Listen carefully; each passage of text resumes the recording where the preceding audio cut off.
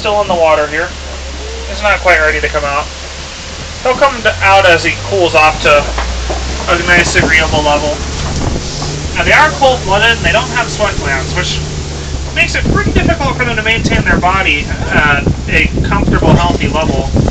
So on a bad day, they'll be in and out of the water all day long. On a good day, they can just lay in the water close to the surface and float there. Get their tan on, keep their temperature at a nice, healthy level. It works out pretty well for them. Today was one of those days, actually. It was a perfect temperature for them to hang out like that. Now, make our way down into the savannah now. The animals down here are going to have a much easier time of surviving at night without hiding quite as much.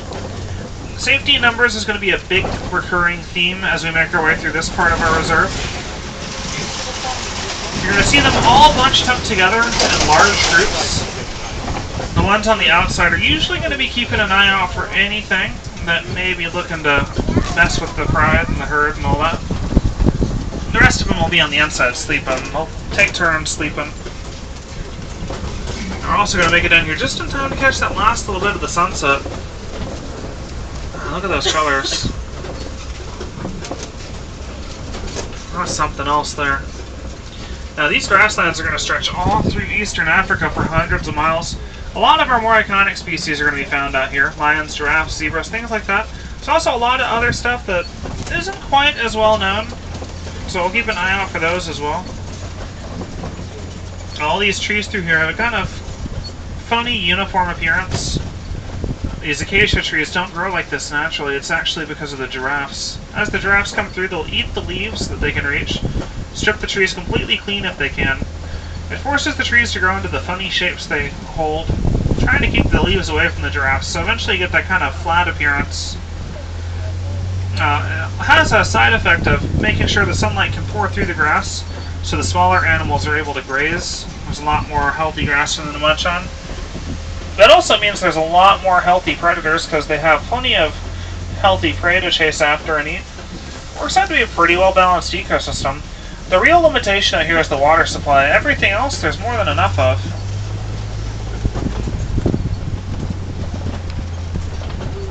We got a lot of different animals laying around here on the left. They're going to be a little difficult with the sunset and the Warden's research lights coming right at us. But you can see all those silhouettes back there. Oh, did you see them? The most noteworthy silhouettes are the tight circles there. Those are wildebeests. The ones on the inside of the circle will be the ones that sleep. The ones on the outside, they're going to be the ones that take the first watch, like we mentioned a minute ago. The silhouettes closer to us are Patterson's eland. Those are the largest antelope you'll find out here. And the other ones on the right there that aren't wildebeest, they look like they're waterbuck, but they may be another medium-sized antelope. It's hard to tell without getting a good look at the color of their coat. I saw some waterbuck around here recently, so I'm just going to make an educated guess there. There's also some springbuck coming up on our right. You might have saw them on the way towards the sunlight. I did not see them myself, but you can see them coming back around here. They'll be on our right. Kind of up here in the shade. You can see them hiding behind all the trees. These are little tiny antelope. They're actually fully grown. They're only going to get up to about 2.5, 3 feet tall. We'll go ahead and stop here. If we go any further forward, we're going to have to look into the sunset again to see them. Not good for your eyes.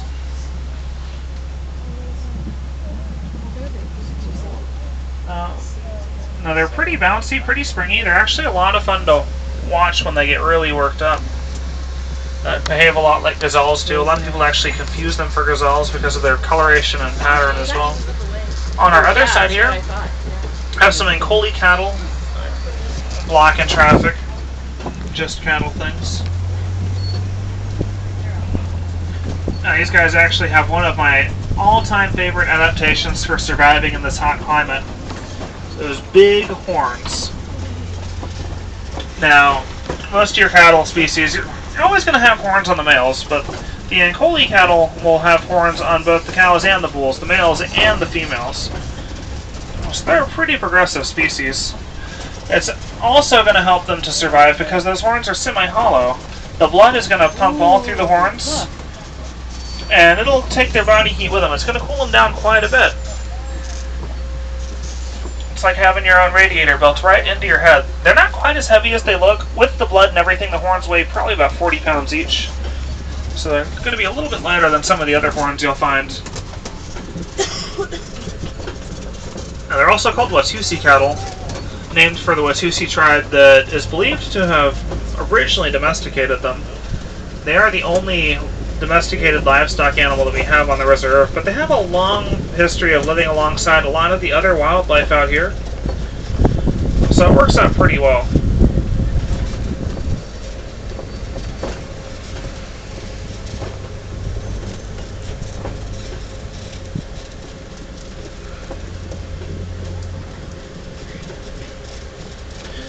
Alright, now the giraffes usually hang out up here in these palm trees on our left.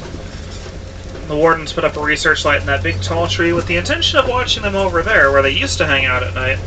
So naturally they moved underneath the light because Murphy's Law. Makes total sense, right? So they're a little bit easier and a little bit harder to find all at the same time. Let's see if there's any up here right now. There's one way in the back there.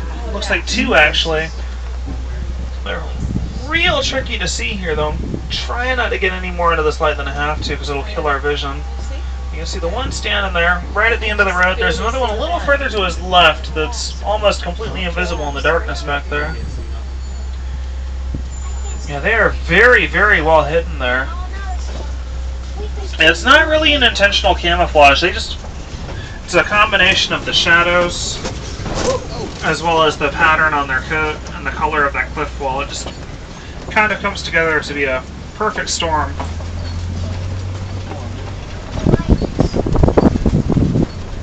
They do look a little more imposing at night than they really are. They really aren't any threat unless you're made of leaves. And if you are, you may want to get that checked out. Giraffes are actually going to spend a lot of their night continuing to roam around. They'll spend usually about 20 hours a day looking for something to put in their belly.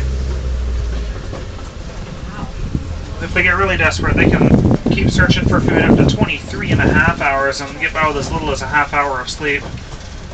But even just the normal 4 hours of sleep they get, that'd be super helpful for a lot of us.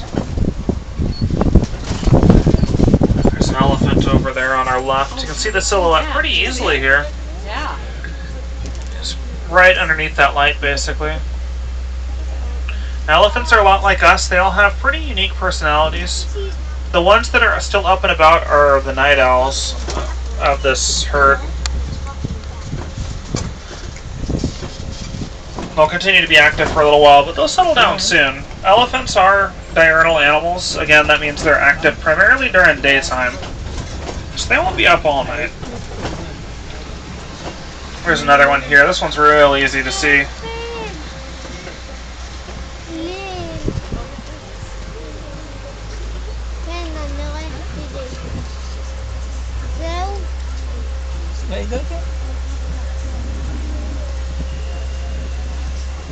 Alright, let's head a little further on up. We have some greater flamingos here. These are the largest and least pink of any flamingo you'll find in the world. They're kind of a dull gray color when they hatch, but the pink will come as they get older, thanks to the beta-carotene in their diet. That's going to come primarily from the brine shrimp that they consume. Now, it looks like you already have quite a few that have settled down and have begun to sleep for the evening. You have a few that are still awake, still skimming around. They're going to go based off of pecking order. So they all know where they sit inside the flamboyance. So the ones that draw the first watch, it's not necessarily a bad thing for them. That means they can continue to try to get a little bit more to eat without having quite as many mouths to compete with.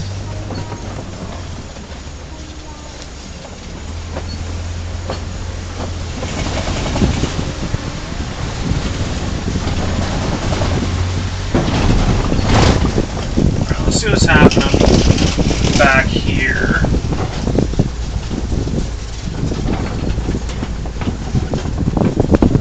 Many of the animals out in this part of the reserve are going to mingle together for safety. So they're not going to be quite as packed in with their own kind as the animals back in that last clearing that we saw. It also means that we're going to find them all pretty much in one spot. So since there's nobody over here, they're probably all on the other side, so we'll head over there.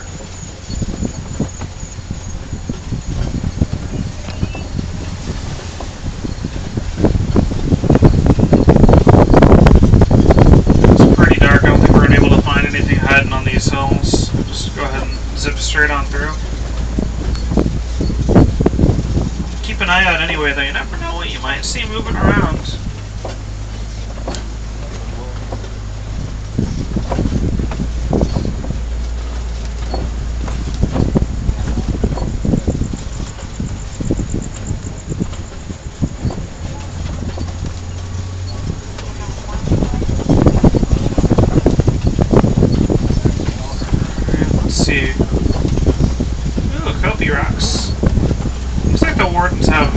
Set up here, so there's a little bit of extra light. Shh.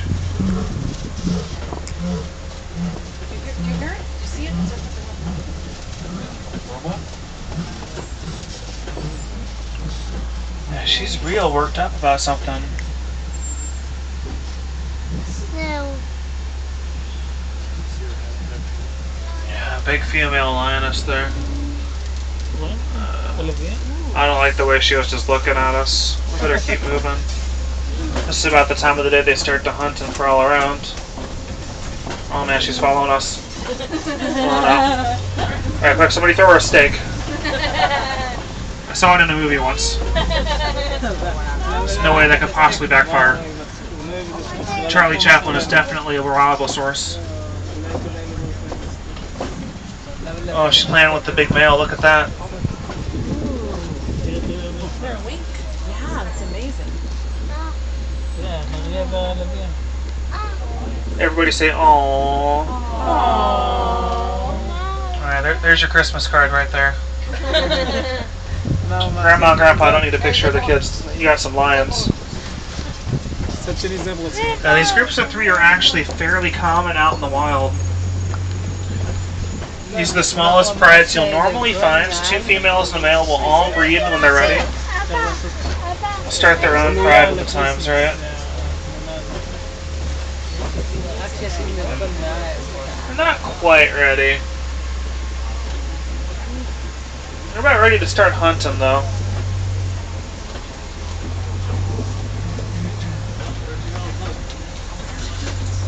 Yeah, the male won't do a whole lot of hunting himself.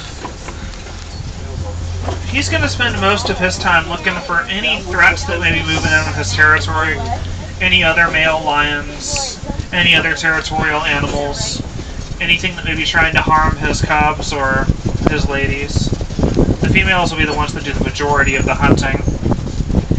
So it's a pretty even division of labor out in the wild out here. There's a lot of threats out here that may try to move in on his territory if he doesn't keep a close eye on it.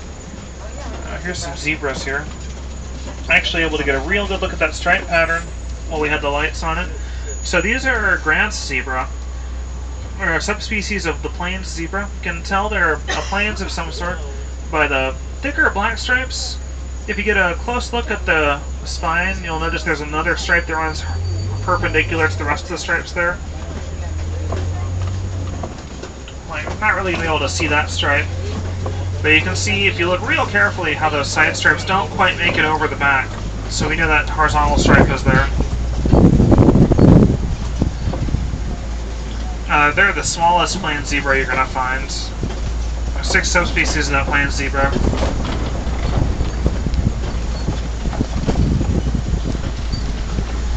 Alright, let's see. Let's see if there's anybody hiding in our last little part of the reserve.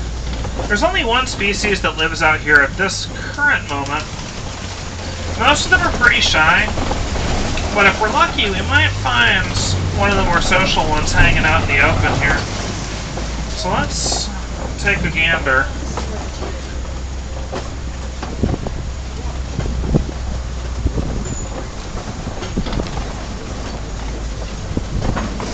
Well, I don't see them in the open, so There's one in particular that's out here a lot at night, and he has a hiding spot that he's usually in. It's not a very good one though, 'cause you can pretty reliably catch him there. Start keeping an eye on the left up in front of us here, right up where that light's shining into the trees. He should pop up. There he is. You can see him right below the leaves there on that tree.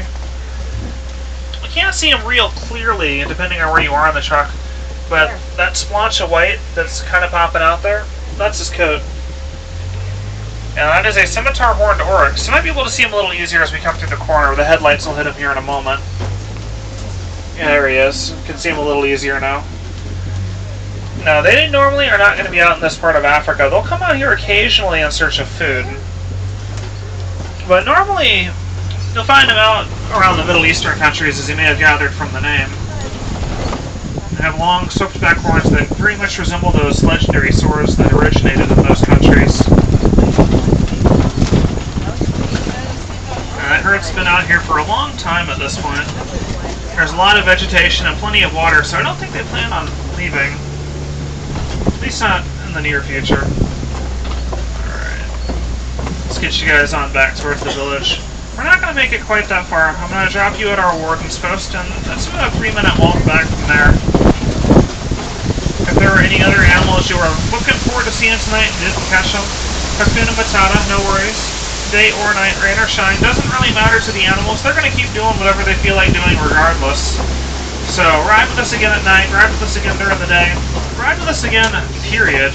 You'll have a totally different safari every time you ride with us. I can guarantee it. And make sure you check out all that awesome live entertainment out here at night. There's a lot of music and singing and dancing. Check out that new Jungle Book show if you haven't seen it yet.